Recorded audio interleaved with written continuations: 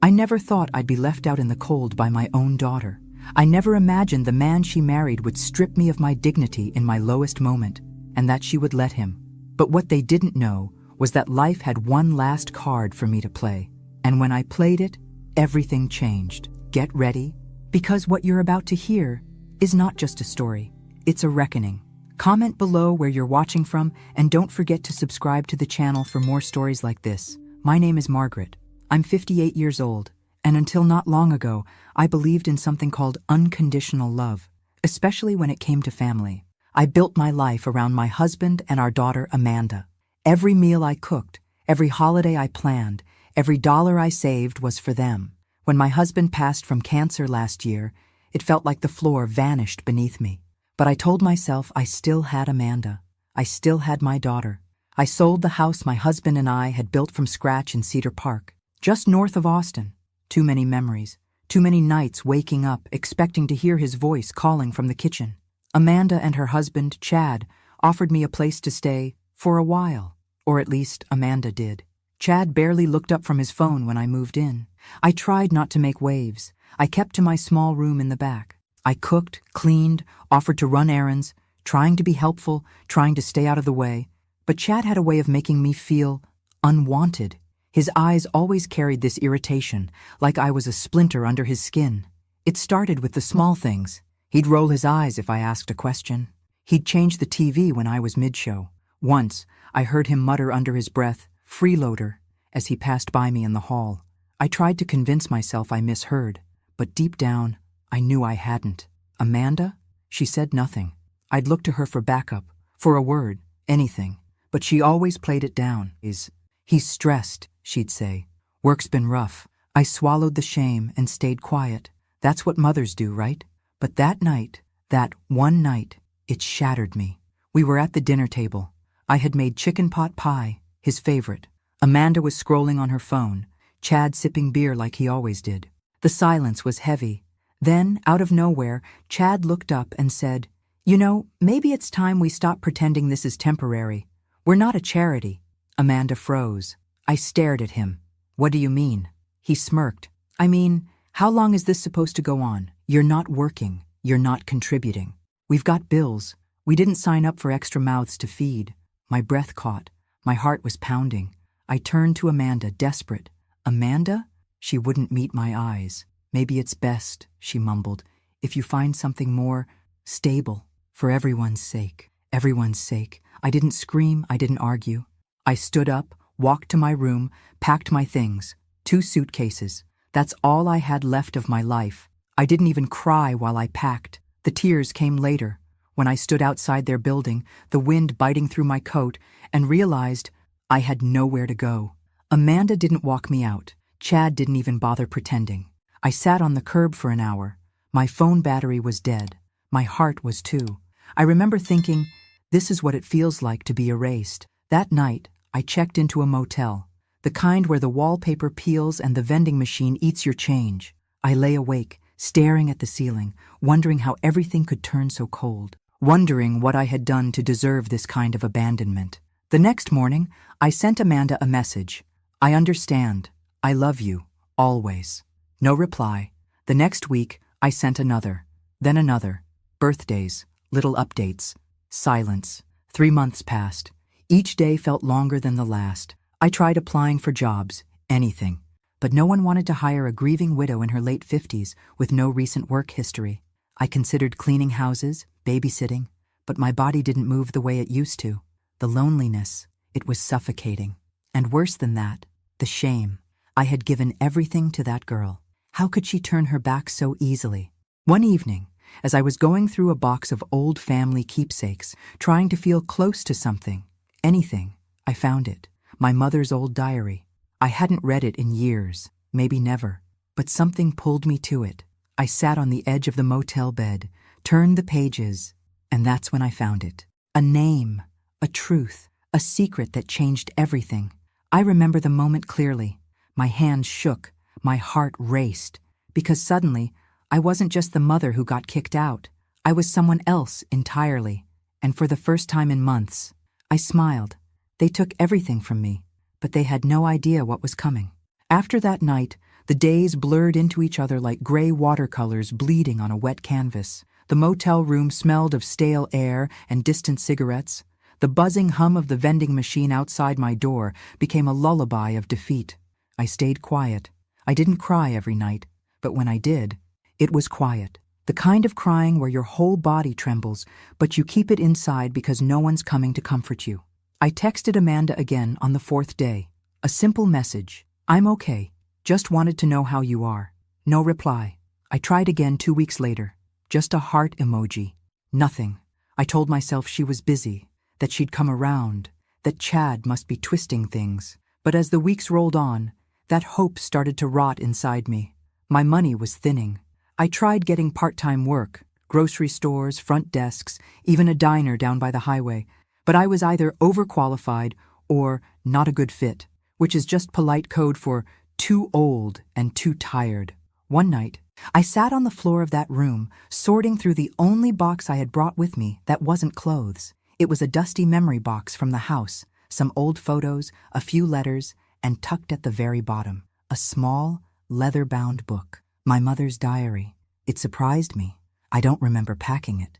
I almost put it back, but something about the way the leather felt in my hands made me pause. I lit the old lamp on the side table and opened the first page. Her handwriting hadn't changed from the notes she used to slip into my lunchbox as a kid. Looped, neat, always in ink. At first, it was ordinary stuff. Weather, church, complaints about grocery prices. But then I got to the entry dated June. He came again today. Said he wished things were different, that he wished I could be his wife, but he has a family, a business, a name to protect. Margaret will never know. She must never know. I just pray one day she understands how much I loved her, even if she was born out of mistake and desire. I read it twice. Then again, she must never know. My breath caught in my chest. I flipped further, entry after entry, hints, memories, meetings at hotels, small cash payments she tried to refuse but needed desperately. She never named him in full, only initials, HJS. But then, another entry. February. He said he'd made arrangements, that if anything ever happened to him, he'd ensure Margaret had something. A part of what he built. It won't be official, of course. It's too dangerous. But he promised me. A trust, a letter. He said his lawyer, Mr. Goldstein, would know. That name. It hit me like a punch to the stomach. Goldstein. I'd seen it before.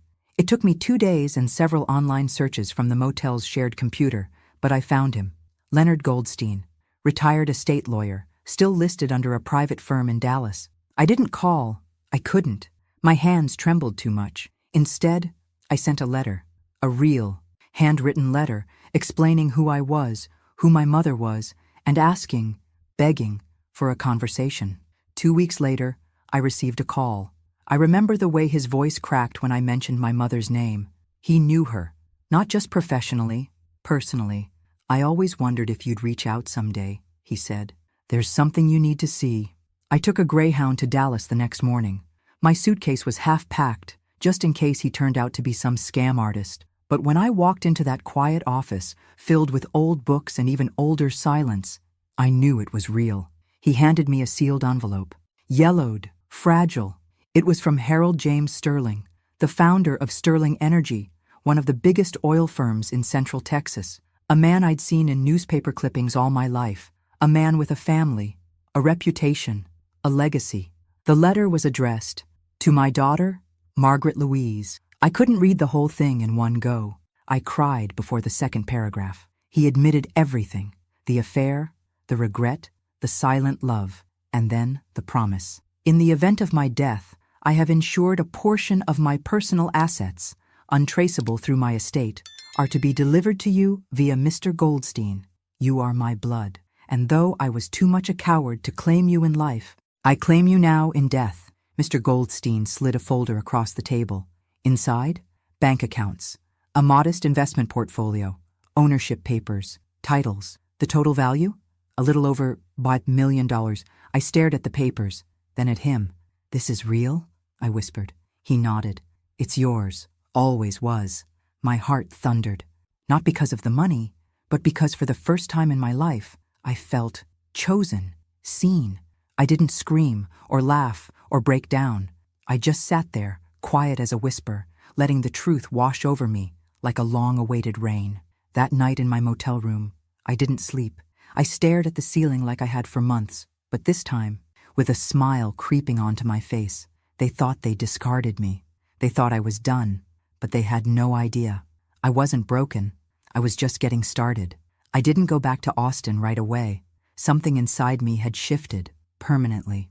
I wasn't just Margaret, the forgotten mother. I was someone new now. Someone who had been lied to her entire life and finally saw the truth. For the first time in months, maybe years, I wasn't drowning in shame. I was breathing in clarity. I stayed in Dallas for a few more days, just walking through neighborhoods, sipping coffee in silence, watching people live their lives. People who hadn't been tossed aside like I had. And for the first time, I didn't envy them. I studied them. I wondered who among them wore smiles that masked heartache, who had been betrayed, who had clawed their way back from being invisible. Leonard Goldstein didn't just give me the inheritance. He gave me time. Time to process. Time to understand what I now held in my hands. It wasn't just wealth. It was power. And I had no idea what to do with it. But grief has a way of becoming fuel when you've been humiliated enough. When I returned to Austin, I didn't go back to the motel. I booked a short-term rental downtown, just off South Congress. Clean, modern, quiet. The kind of place Amanda and Chad would never imagine me affording. I began dressing differently, more polished, more deliberate. Not flashy, just invisible in a new way.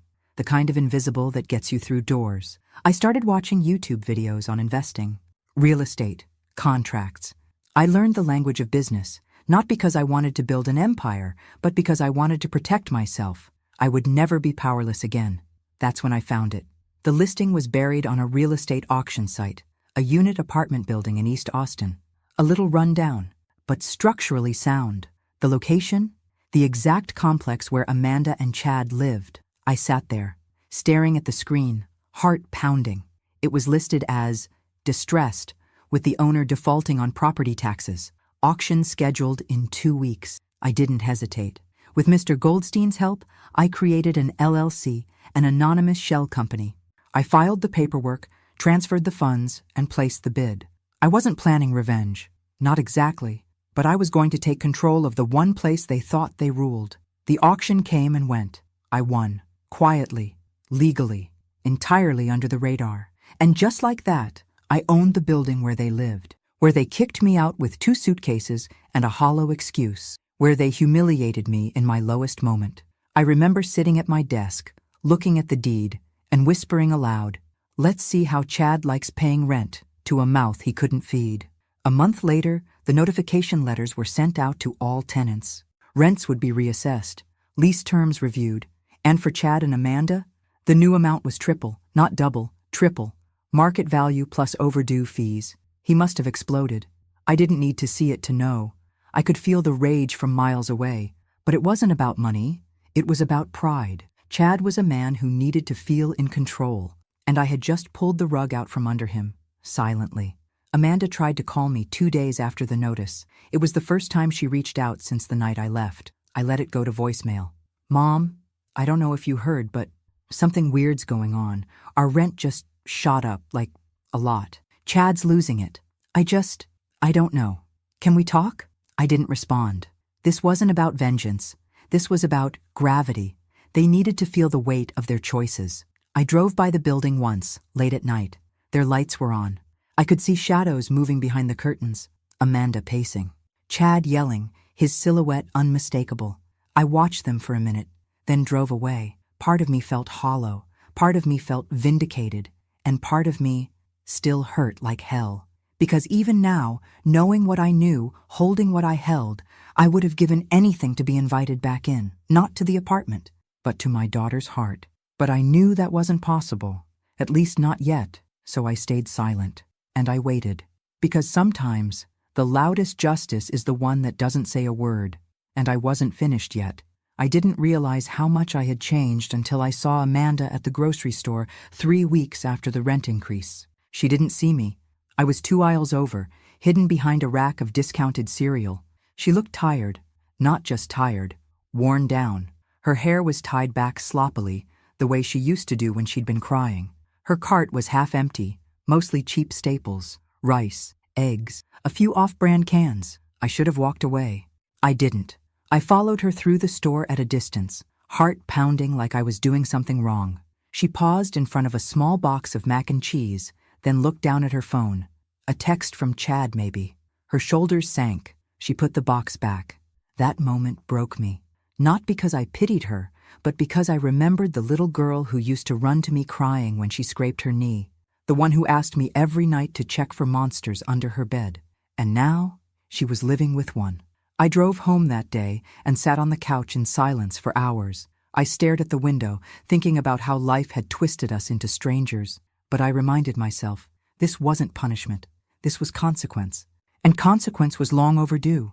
I had plans now. Not just the building, but a quiet, slow chess match. Every move calculated, every step thoughtful. With the LLC fully in place and the property legally transferred, I started repairs. Small ones at first. Leaks, broken locks, flickering lights. Chad never noticed. He was too distracted by the rent increase, yelling at the property manager by email, demanding answers. But I knew him, knew how his ego worked. He wasn't going to move. He'd see that as defeat. And Amanda? She'd follow his lead, as she always did. So I kept going. I changed the property signage, had a security camera installed near the lobby, updated the tenants' mailboxes, all under the name of my company, ML Holdings, short for Margaret Louise. No one knew who was behind it. Then came the notice, annual inspections, mandatory. Chad sent a furious response through the tenant portal, filled with empty threats and self-righteous indignation. I smiled reading it. He was unraveling, and I didn't need to lift a finger. Meanwhile, I was becoming someone I barely recognized. I wore my hair differently now, sharper clothes. I walked with purpose. I started joining small business meetups under a pseudonym, learning the ropes of real estate, building connections. No one asked about my past. They only saw a quiet, composed woman with sharp eyes and cash on hand. The best disguise is the truth you don't say. One morning, I passed Amanda and Chad in the parking lot as I exited a tenant meeting. I kept my sunglasses on, hair tucked into a sleek bun, documents in hand. Amanda barely glanced at me. Chad didn't recognize me at all. Later that night, I sat in my living room, sipping tea, thinking about how strange it felt to walk right past your own child and be invisible. Not because you're weak, but because you're stronger than they remember. They couldn't see me now because they only knew the version of me they used to control. And that woman was gone. The calls from Amanda continued. Soft, hesitant voicemails. Hi, Mom. Just wanted to see if maybe you had time to talk. I know things have been complicated. I didn't return them. Not out of cruelty, but because I needed her to feel the void she created. And every time I felt doubt creep in, I opened my mother's diary. I read those words over and over again. Margaret will never know. She must never know. But I did know now, and with that knowledge came a kind of armor no one could tear through. I was no longer the woman begging to stay under their roof. I was the woman who owned it. I always believed revenge wasn't about getting even. It was about balance. Justice without fire, a correction, not a war. But when I saw the email response from Chad after he received the notice of his rent increase, I'll admit, a small flicker of satisfaction lit inside me. Subject, rent increase? This is absolutely unacceptable. This must be a mistake. Tripling our rent? That's extortion. I demand to speak to whoever owns this dump. We've lived here for 3 years and never been late once. This is robbery. He signed it, Chad D. Harmon, like his name meant something. I read the email 3 times and then forwarded it to my property manager with a simple note. Please respond using Standard Clause C regarding market rate adjustments. No special exceptions. Chad wasn't just angry. He was stunned. His arrogance never made room for the idea that someone could outmaneuver him. He'd become so used to being in control that the idea of answering to a faceless landlord drove him mad. Amanda tried calling me again that same night. The voicemail was different. No pretense. Mom, I know you're not picking up, but I really need to talk to you. Things are rough right now. Chad's upset. He's taking it out on everything. We're trying to figure things out. I miss you. I do. Her voice cracked at the end. For a moment, my fingers hovered over the screen. I could call her back, tell her it would be okay. that I'd fix everything, but I didn't. Because it wasn't okay. And I couldn't keep fixing the messes she helped make. Amanda had let him throw me out like I was nothing more than a bill they couldn't afford. And now that the pressure was on her, she remembered how to dial my number? No. Let her sit with the silence a little longer. The next week, I authorized additional upgrades on the property. New exterior paint, hallway lighting, landscaping improvements. Chad's rent wasn't just a punishment. It was funding improvements for the other tenants. That was the irony. Everyone else benefited. He just couldn't see it. He began leaving angry notes under the office door. The water pressure sucks. Trash is piling up. If this is what we're paying for, it's a joke. Every note went unanswered. Amanda stopped leaving messages. She started texting instead. Short ones. Hey, can we talk? I really need you. Then silence again. Meanwhile, I watched the bank statements roll in. ML Holdings was stable, profitable even. The other tenants were quiet, respectful, and paid on time. It was only Chad making noise, and Amanda caught in his storm. But things changed when I received the quarterly report from the building manager. Attached were photos of Chad and Amanda's unit. The bathroom had mildew, kitchen tiles cracked, mail stacking up on the floor. They were cutting corners, living lean. I should have felt pity. Instead, I felt clarity. This wasn't just about rent. It was about power. And Chad was losing it fast. Word around the building was he'd started taking on extra hours at work. Amanda was seen crying on the back steps one afternoon by another tenant. They were unraveling from the inside out, and I didn't have to say a single word. That was the part I kept coming back to. For so long, I was the one begging to be heard, begging Amanda to see what Chad was, to see what she was becoming by standing beside him. Now, they were choking on their own silence, and I was watching from above, literally. My new apartment overlooked their courtyard, different building, higher floor, safer neighborhood, a view they could never afford. I didn't watch them all the time, just enough to remember that I wasn't crazy, that I hadn't imagined the betrayal, that what they did to me deserved consequences. And yet, despite all that, some nights I still found myself sitting by the window, holding my phone, staring at Amanda's last message. I really need you. The woman inside me, the mother, ached. But the woman I had become? She knew this was only the beginning. I always thought heartbreak came in loud moments, slamming doors, shouted words, public scenes. But the real heartbreak? It's quiet. It comes in the form of a voicemail you don't return, a message left unread, the silence between you and someone who once called you Mommy. The calls from Amanda stopped, the texts slowed, but the damage on her end only seemed to grow. From what I gathered through the building staff, the tension in their apartment had turned into open hostility. Chad was snipping at everyone, refusing maintenance requests, and demanding unnecessary inspections, looking for someone to blame. Amanda, I was told, looked like she hadn't slept in days. I didn't rejoice. I didn't celebrate. This wasn't about watching them suffer.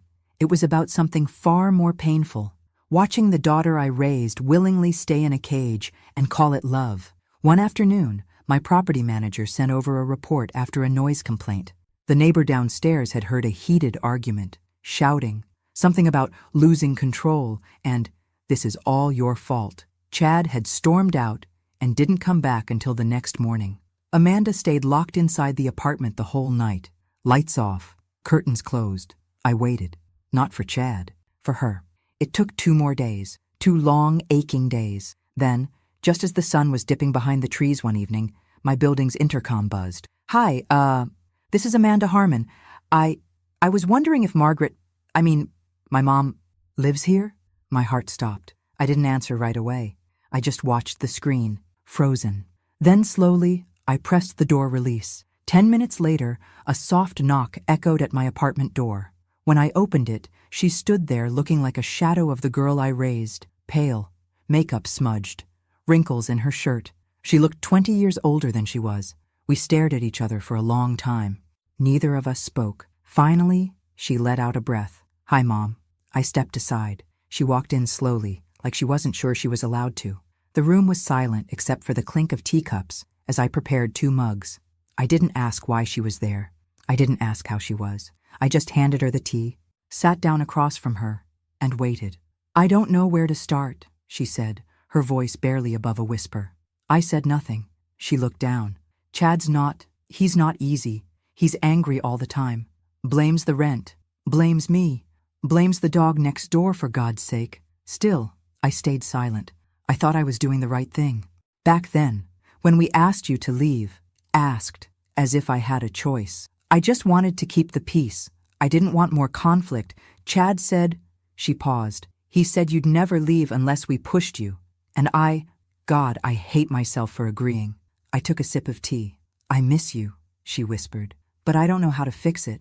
I studied her face. Every line, every flinch. She was looking for forgiveness, but afraid to ask for it. So I gave her the only thing I could, silence. Because sometimes silence is safer than the truth. We sat like that for nearly an hour. She didn't ask for money. She didn't ask for help. She just wanted to be near me.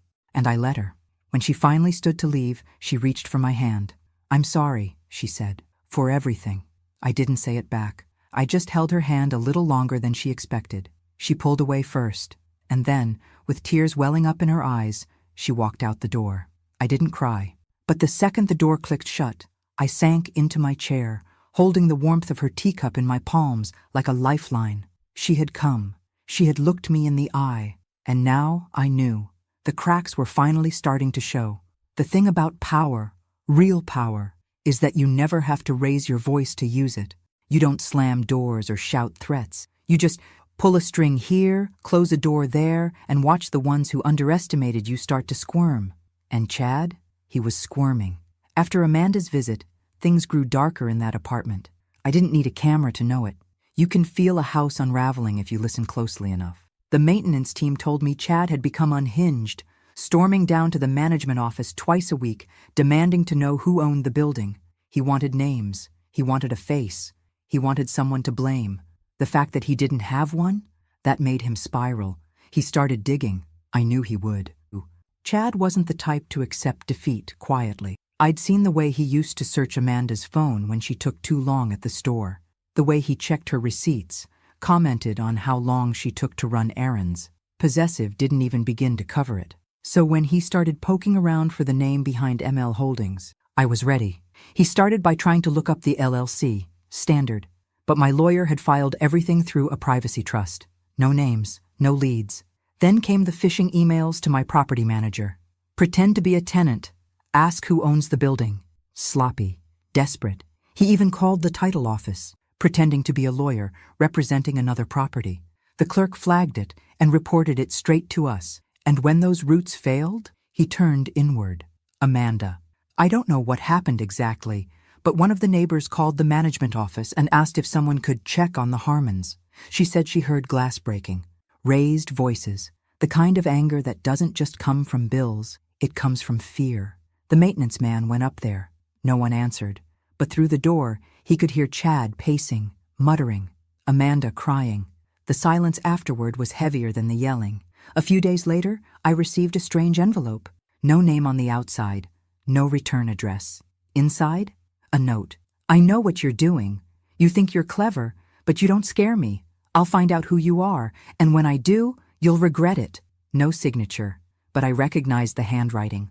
Chad wrote like he spoke, angry, uneven, pressing too hard on the paper.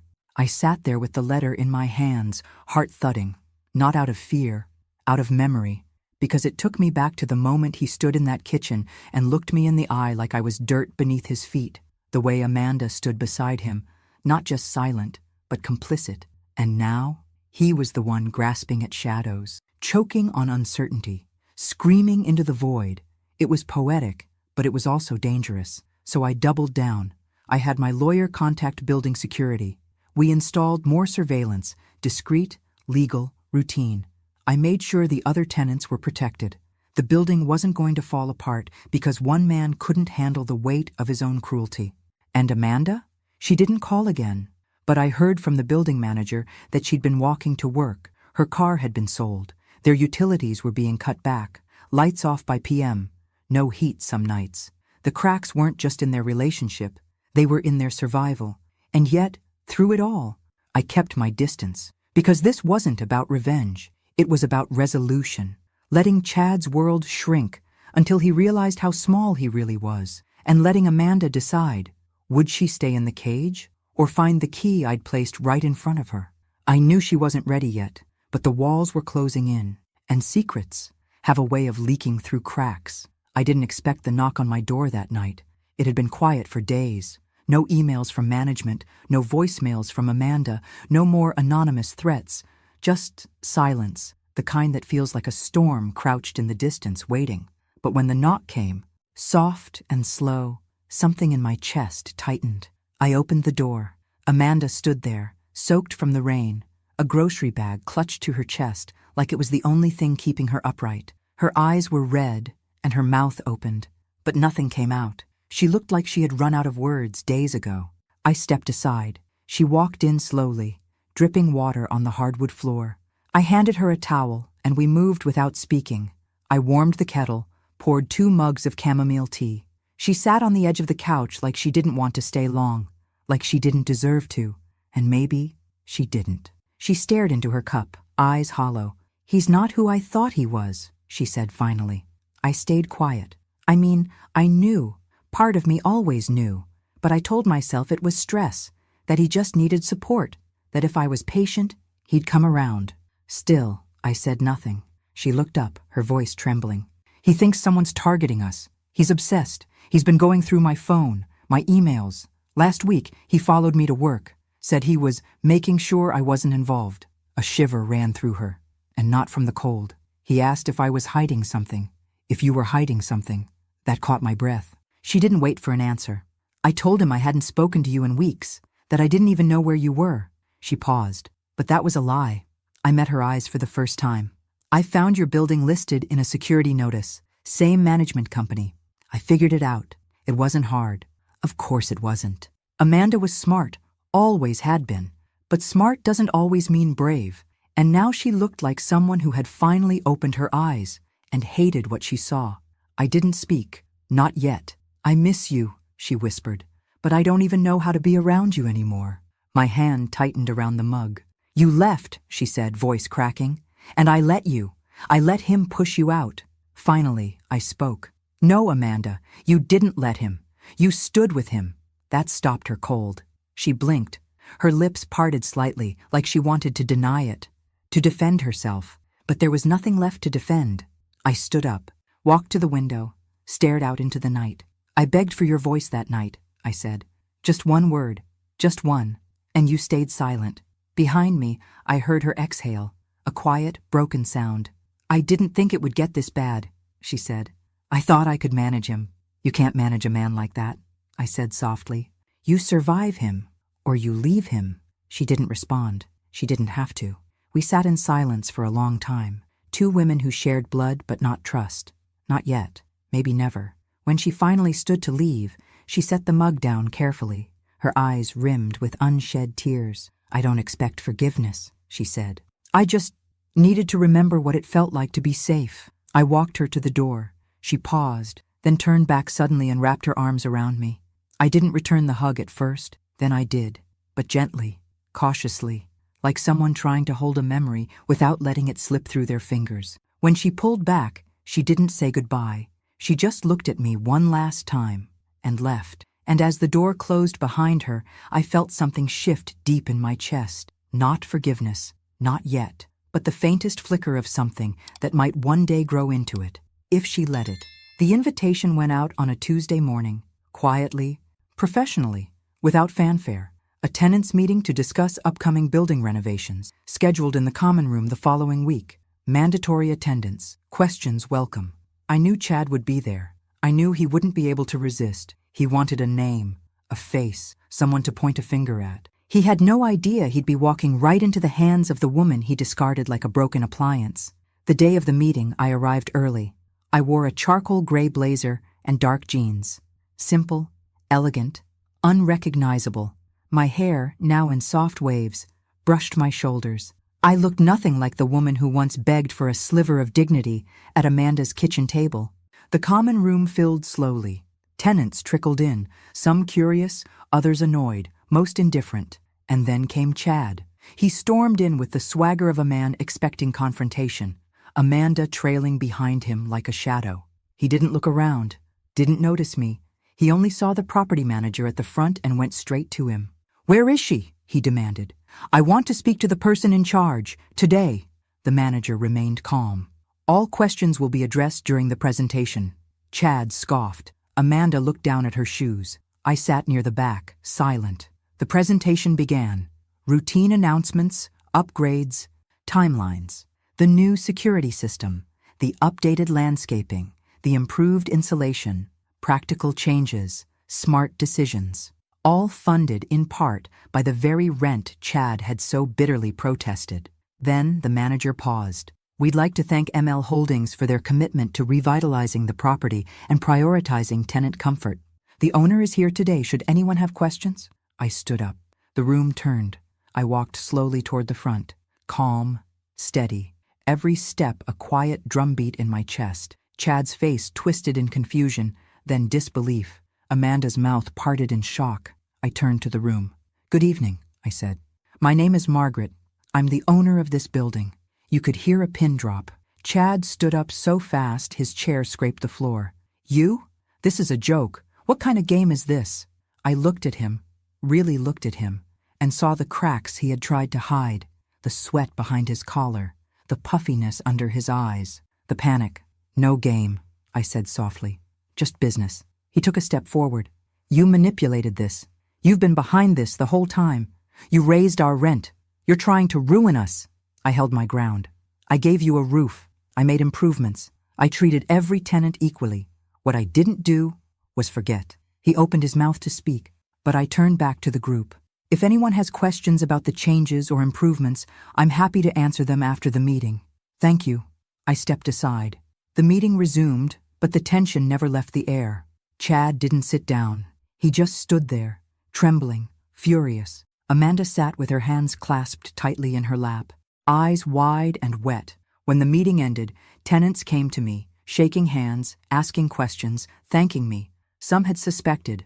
Most had no idea. Chad waited until the room emptied. Then he marched toward me. "You think you've won," he hissed. "But this is nothing. You've made an enemy." I stared at him, eyes level. "No, Chad. I didn't make anything. You did. The day you looked me in the eye and treated me like I didn't matter." Amanda stepped between us.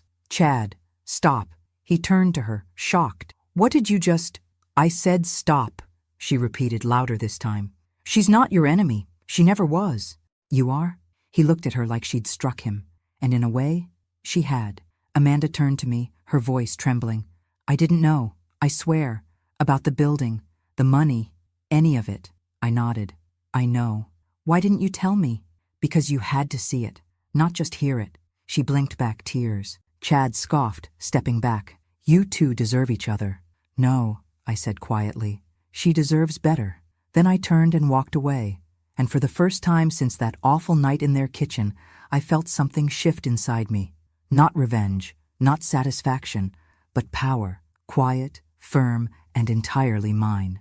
Amanda showed up at my door again 4 days later, this time holding something in her hands that made my knees buckle the second I saw it. A book, faded leather, corner torn, the spine barely holding. My mother's diary. I opened the door without a word. She stepped in, eyes wide, her breath shaky. "I found it in my closet," she said. "The last time I visited you.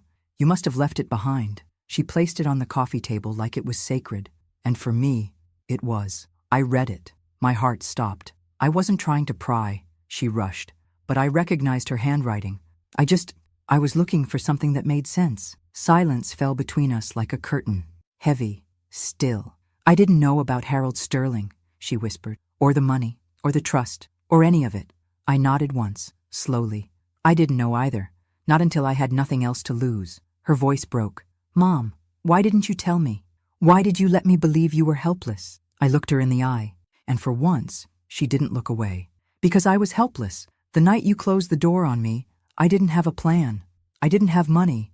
I didn't even have a place to cry where someone wouldn't knock and tell me to keep it down." Amanda winced. "I found the diary at my lowest point, when I was counting coins to eat dinner, when I hadn't spoken to anyone in a week. That diary, it didn't just tell me who I was. It reminded me that I mattered, that my mother didn't just love me. She fought for me, silently, without ever being able to show it." Amanda sat down, hands clenched in her lap. I don't know how I became the kind of daughter who could do what I did. I keep asking myself that, over and over. I walked to the window, stared out at the street below, the quiet hum of life passing by. You didn't become her all at once, I said. It was small choices, letting things slide, choosing peace over truth, believing love meant loyalty, even when it hurt. She stood and walked toward me. I've left him. The words hit the air like a bomb. He tried to go through my things again, my laptop, my bag. I told him no, that was it. He screamed, packed a bag, and left. Said he'd be back. I changed the locks the next day. I turned to her, stunned. I don't know who I am without him, she admitted, voice trembling. But I'd rather find out than keep disappearing. A silence passed between us, thick with everything we hadn't said. Then she looked down at the diary. You didn't deserve what I did, what we did. I can't fix that, but I want to try. I walked back to her slowly, sat down beside her. I used to dream about hearing those words, I said, but when you say them now, they don't fix the past. They rewrite it. She looked at me confused. I held her hand gently. You see me now. That changes everything. We sat there together for a long time. The kind of silence that doesn't hurt, but heals. The kind that comes after truth has finally had its say. Before Amanda left that night, she paused at the door. You didn't raise me to be weak, she said. I just forgot how strong you were. I smiled softly. No, I said. You didn't forget. You just stopped looking. And now she was seeing everything. Not just who I had become, but who I'd always been. When the email came in from Chad, I almost didn't open it. The subject line alone made my stomach churn. We need to talk. Now. I read it, slowly, carefully, his words sharp, frantic, and dripping with desperation. I know everything. About the building. About the inheritance. About your little secret with Sterling. You think you're clever? You think you can ruin my life and walk away smiling? Let me make something clear. If you don't undo this, I will go to the press. Your name, your mother's affair, everything. Let's see how your precious reputation holds up when everyone knows what kind of family you really come from. I stared at the screen in stunned silence. He had finally connected the dots. Somehow, through Amanda or his own digging, he'd discovered the truth. But I wasn't afraid, because I had planned for this moment since the day I bought the building. I forwarded the email to my attorney. By the next morning, Chad received a cease and desist letter. In it were records of every threatening message he had sent to the property office, the falsified documents he tried to submit under a fake law firm, and the tampered emails we had quietly traced back to his IP address. There were tenant complaints, maintenance sabotage logs, and even audio clips of his rants from public spaces around the building. We didn't need to press criminal charges. Just one defamation and harassment suit was enough. He panicked, and I knew it because Amanda called me 2 days later. He's gone, she said, her voice shaking. Packed up while I was at work. Left a note saying he was being hunted. Said you ruined his life. He ruined his own, I said quietly. Amanda was silent. Then, I'm sorry. Again, for ever thinking he deserved my silence. You were scared, I replied. I've been there. Fear makes you small, but you don't have to stay that way. It wasn't long before Chad tried to retaliate, posting vague rants on social media, implying corruption, betrayal. He never named names. He couldn't afford to. Not after the second letter from my attorney threatened legal action for every word he published. He went quiet after that. Publicly, at least. Privately, I knew he'd never forget the day he realized the woman he kicked out with 2 suitcases and a tired face now owned the roof over his head, the lease under his name, and the keys to every locked door he once slammed in mine. Amanda, on the other hand, was transforming. She moved out of the unit within a month, found a small studio near her job, started therapy, joined a community art class. She even painted something for me, an abstract of a phoenix in dark reds and golds. I hung it above my fireplace. We talked more often now, not every day, but when we did, it was real, honest, no more pretending. The last piece of the puzzle came in an envelope, another letter, this one from Mr. Goldstein. Congratulations, Margaret. The building has officially been transferred. The final tenants have signed new agreements. The lawsuit against Mr. Harmon has been resolved in your favor. You are now free to sell, hold, or restructure as you see fit. I folded the letter carefully, held it to my chest. This wasn't just about money, or property, or revenge. This was about truth, about reclaiming my name, my story, my strength. The next morning, I called a realtor. I was ready to close the last chapter and open the door to a life I no longer had to survive. I could finally live it, on my terms. I sold the building in late spring. The final paperwork was signed on a bright, cloudless Tuesday. No fanfare, no ceremony, just a quiet click of a pen, a firm handshake, and the weight of 3 years of grief, betrayal, and silence finally lifting off my shoulders. The money was wired to my account the next day, but I didn't celebrate. Instead, I wrote a check, a large one. Half of the proceeds went to a local shelter for women and children in crisis, the kind of place I wish I had known existed the night I stood on that curb with 2 suitcases and no one to call. I asked them to build a wing named after my mother, the Eleanor House. It was my way of honoring the woman who gave me strength in silence, who hid a lifetime of secrets so that I could one day discover the truth and become something more than what the world expected. The other half? I used it to buy a small house. It wasn't extravagant, just a charming little 2-bedroom on the same street where I grew up in Cedar Park. Oak trees out front, a porch swing, enough space for quiet, for healing, for growing tomatoes if I ever felt like trying. The day I moved in, Amanda helped carry boxes. She didn't say much, neither did I. But after we finished unpacking, she sat beside me on the porch swing, legs tucked under her, eyes scanning the street like she was trying to recognize the girl she used to be. "I remember riding my bike here," she said softly. "Before everything got complicated." I nodded. "You were always safe here," I told her. "I forgot how that felt," she whispered. "We didn't talk about Chad. We didn't need to. His chapter had closed without a dramatic ending, just silence. He disappeared into a new city, a new job, probably a new lie, but not before signing a non-disclosure agreement and quietly dropping his threats. The last thing he wanted was another legal battle, or worse, for the world to see the truth about him. He was a ghost now. Amanda stayed for dinner. We made grilled cheese sandwiches and tomato soup like we used to when she was little.